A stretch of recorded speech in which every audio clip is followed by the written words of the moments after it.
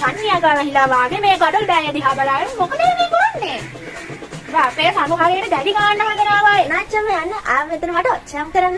ආච්චම දන්නවද? දෙසැම්බර් 1 වෙනිදා 2 වෙනිදා 3 වෙනිදා දෙල්ගොඩ මහජන ක්‍රීඩාංගණයේ තියෙනවා කාවාඩි කානිවල් එක. දෙසැම්බර් 1 වෙනිදා එන්නේ හික්කඩුවේ ෂයිනි. 2 වෙනිදාට සීතු බ්‍රාවෝ. 3 වෙනිදාට රිදම් ෆ්ලෑෂ් තමයි එන්නේ. ආච්චම දන්නවද? එදාට වෝටර් ගේම්ස් කියන්නේ වෝටර් ගේම්ස් කිව්වේ ජල ක්‍රීඩා ආච්චම්මා.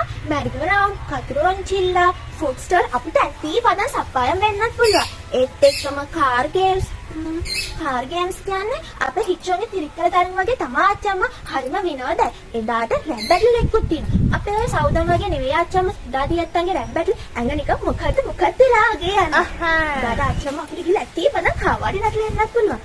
ඔය එදාට හෝලි උත්සවයකුත් තියෙනවා කියන්නේ. රහේ කාලේ හෝලි උත්සවය වගේ නෙවෙයි ආච්චම්මා. සිදාටි යත්තන්ගේ හෝලි උත්සව අපි හංගච්චමද ආච්චම්මා දන්නවද? අවුරුදු 10න් 15 පොඩි හිච්චොන්ට ඇතුල් වීම සම්පූර්ණයෙන්ම නොමිලේ. එහෙනම් එදාට ඔයාලත් මංගච්ච වෙනවයි.